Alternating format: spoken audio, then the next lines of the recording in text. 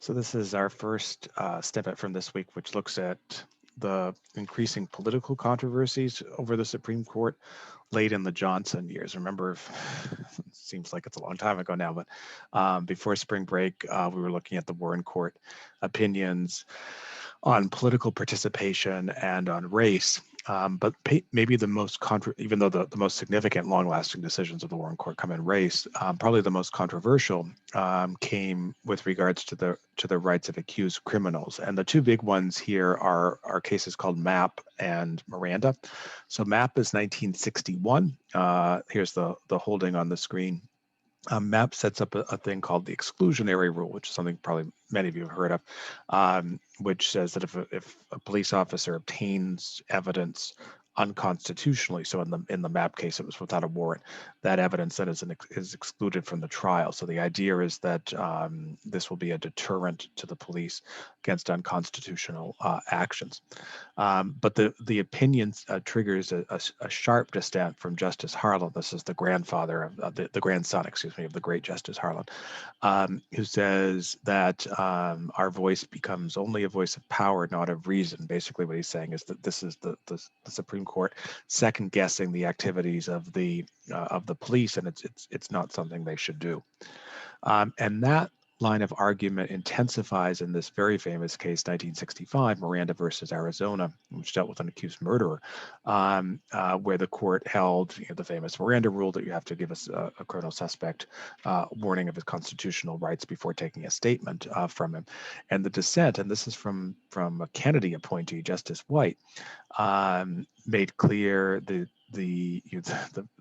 ferocious dissent, suggesting that this is a decision that will lead to other innocent Americans being killed or raped. And so this is the sense of the 1960s, is that the Supreme Court is on the side of criminals. Of course, defenders of the Warren Court would say this is unfair. They're on the side of protecting constitutional rights, but the political consequences here are quite intense. And among there's a right-wing, grassroots right-wing movement in the 1960s, especially in the South and the West, designed to impeach Chief Justice Warren. This is a billboard from the time. So Supreme Court appointments have suddenly become very controversial in a way that they really haven't been for 40 years. So between 1930 and 1967, Supreme Court nominees not only all get confirmed, they all get confirmed with virtually no resistance from Congress. That changes in 1967 when President Johnson nominates Thurgood Marshall, the first African American to serve on the court. There's determined opposition to Marshall from Southern segregationists, almost all of them Democrats. But he gets through. But there are more senators who vote against Marshall's confirmation than any Senate confirmation to the Supreme Court in decades, and that sort of sets the stage for this titanic battle in 1968 when Chief Justice Warren announces his retirement conditioned on the confirmation of a successor. And Johnson nominates his former lawyer, close personal friend named Abe Fortas. Johnson had appointed Fortas to the court in 1965. So the idea was that Fortas was going to be promoted from associate to chief justice, and then Johnson would name a Southern justice named Homer Thornberry to replace Fortas. And here Johnson was in retrospect too cute by half. He thought that he could get a liberal chief justice, Fortas, and appease Southern conservatives who still prominent voice in the Democratic Party by nominating a moderate conservative in Fortas's place. Johnson is quite candid that his goal is to get a justice who will agree with him philosophically. Qualifications are not important, and you can get a sense of it from this brief clip. This is a conversation between he and Fortas, which he records, and this conversation itself is borderline inappropriate. How are you going to rate these people? 1, 2, 3, 4, 5. From the standpoint of my practical problem and what I may want to do here on all the other things. I've got geography, I've got the Senate, I've got these philosophies, I've got to have sure votes, I want a little continuity and a little age on. Now look at this not from your standpoint. Well, look at it from my standpoint as me as you know me and what I want. I want somebody that'll always be proud of his vote. That's the first thing. I may not be proud of his opinion, but I want to be proud of the side he was on. He may not be as eloquent as Hugo Black or you or somebody, but I want to be damn sure he votes right. That's the first thing.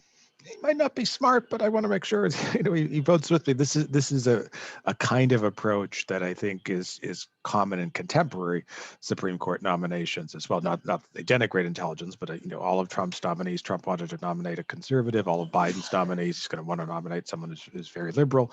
There's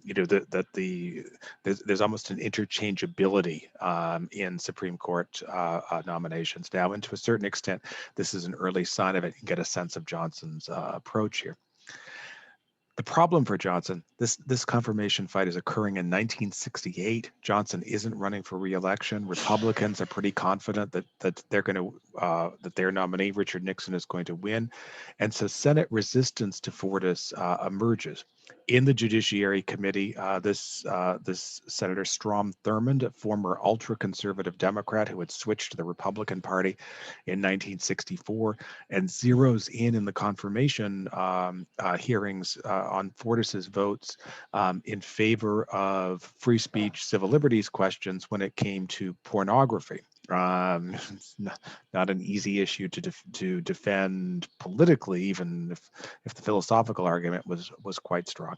And Republicans in general coordinate a filibuster, speak on the Senate floor, prevent the goal is to prevent Fortas's confirmation from ever coming up to a vote. And that effort is coordinated by this man, Robert Griffin, who was a Republican senator from Michigan, and who basically outmaneuvers Johnson. The irony here is that Johnson had a reputation for being masterful in his handling of the Senate, first, of course, when he was majority leader in the 50s, and then as president. But by 1968, there's this sense that Johnson is kind of past his prime. He doesn't recognize this new Senate. And you can get a taste of this in this short clip between Johnson and his final Attorney General, Ramsey Clark, where basically he's calling for sort of unfounded allegations to be made against Griffin, with a goal of, putting the Republicans on the defensive. This is from early fall 1968. But I just hear every 30 minutes these fellows, they have press conferences. Griffin's on all the time. He's having a big press conference this morning. And they make 40 allegations, and we just get tried and convicted every day. And our side, the other side, doesn't get in. Get somebody that can write some mean damn speeches that allege some things that they've got to deny. Let them do some research. And so that's what you've got to do. You've got to employ their resources and their talents doing research instead of attacking you. And we don't ever keep them busy. I'd find some reason that Griffin's in this thing. I don't think anybody's ever pointed out that Griffin said a week before the appointment that he was against anybody's point. He wasn't worried about pornography. Anybody look at his face and tell that doesn't bother him, pornography. He was just worried that, by God, he couldn't make a partisan political deal out of the Chief Justice. And the Republican Chief Justice hadn't delayed it and played politics with it until he could get in. And that's what he said. He said it days before we even decided to name Porter. Somebody ought to point that out. This approach ultimately doesn't work, and in fact, it's the reverse. These letters are some examples of letter, and this is at a time when letters did matter, because this is how you would communicate with the senator. Directed at Quentin Burdick. Burdick was a Democratic senator from North Dakota, one of the few Democrats who actually defended Fortas, but who does so over the basis of strong opposition. Lots of other Democrats sort of decide to take a walk on this vote because they're facing this kind of resistance. And ultimately, Fortas, who needed 2/3 to get a cloture, which would end the debate, get him to the allowed the confirmation vote to occur, is barely able even to get a plurality of the vote. 45 to 43 is the vote, and then Fortas is forced to withdraw. This turns out to be a really, really significant thing, because now it's going to be Nixon who will appoint the Chief Justice, who will then resign when Reagan is president, the next Chief Justice will pass away when W. Bush is president, and that's John Roberts. So because Johnson sort of screws up this process, the result is Republican Chief Justices uninterrupted since 1968. One other quick thing about this period, this battle of the battle on the courts becomes a fairly significant issue in the 1968 presidential campaign. It's raised directly by George Wallace, the Alabama governor, who runs this kind of segregationist third-party candidacy, does relatively well, picks up a number of states in the Deep South, and is also seized on by Richard Nixon, who runs on a kind of tough on crime platform. And you can see an example of that. This is an ad from the Nixon campaign in '68.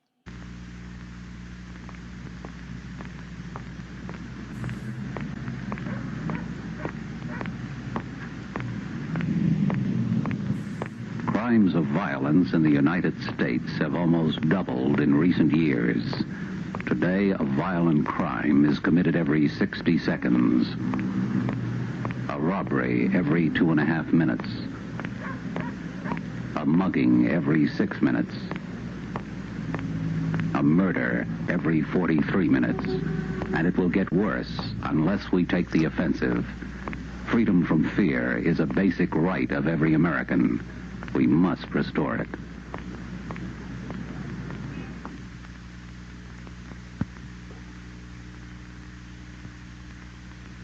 Very powerful ad. And so then the Nixon idea is that the Democrats, the liberals, are siding with criminals. If you elect me, and I'll represent safety.